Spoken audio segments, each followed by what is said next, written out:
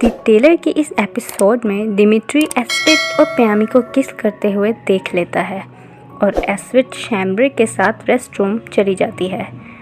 वापस आते ही दिमित्री एस्विथ को लेकर वापस घर की तरफ रवाना हो जाता है और साथ ही प्यामी और शैम्ब्रे भी घर की तरफ निकलते हैं।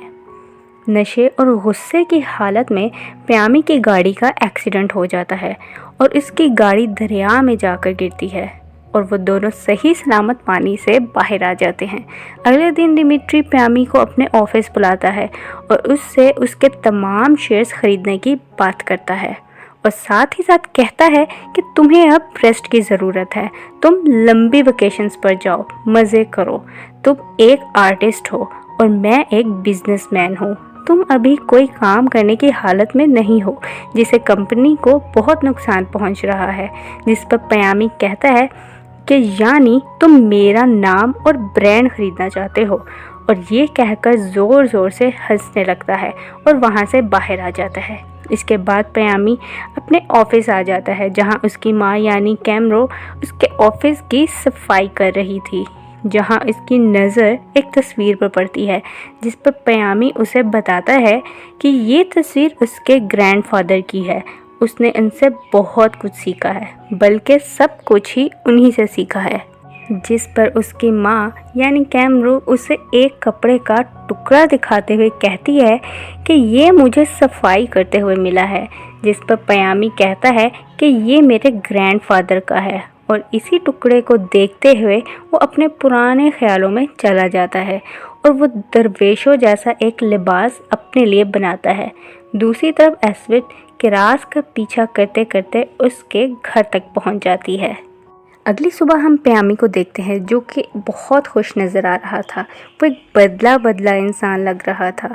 वो अपने डैड के रूम में जाता है और बड़े ही प्यार से उनको अपने साथ नाश्ते की टेबल पर चलने का कहता है। उसके डैड पहले तो हैरान हो जाते हैं और पूछते हैं कि क्या हम साथ में नाश्ता करेंगे, जिस पर वो कहता है कि हम लोग आज से हमेशा साथ नाश्ता करेंगे। फिर वो उनको नाश्ते की टेबल पर ले जाता है और अपने साथ बिठाकर उनके साथ नाश्ता करता है।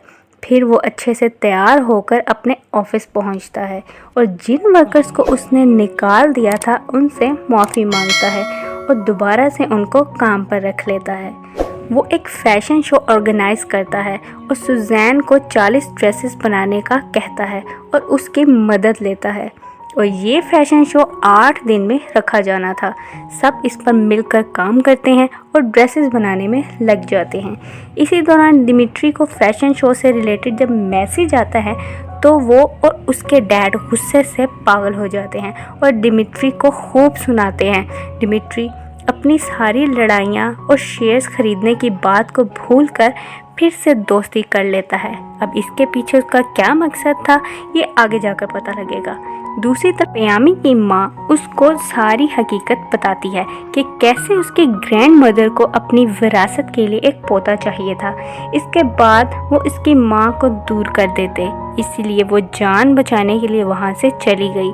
फिर अगली सुबह जिस दिन फैशन शो था उस दिन मुस्तफ़ा का बर्थडे भी था। प्यामी अपने वालिद की शेव करता है और उनको अच्छे से तैयार करके फ़ैशन शो पर ले जाता है। फ़ैशन शो बहुत ही सक्सेसफुली हो जाता है।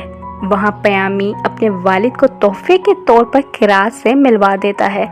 ये बहुत ही इमोशनल मोमेंट था जहाँ सब बहुत खुश थे, मगर दिमित्री के दिमाग में कुछ चल रहा था और यहाँ कहानी का इख्तिताम हो जाता है। अब दिमित्री और एस्विथ का क्या होगा? क्या वो एस्विथ और प्यामी को एक होने में उनकी मदद करेगा या नहीं? जानने के लिए मेरे चैनल को सब्सक्राइब कर लें। अगर आपको नेटफ्लिक्स से जुड़ी किसी भी सीरीज़ की एक्सप्लेनेशन जाननी है तो कमेंट बॉक्स में अपनी राय का इजहार ज़रूर करें। मेरे चैनल को लाइक, शेयर एंड सब्सक्राइब ज़रूर कर दीजिएगा। अल्लाह हाफ़िज़।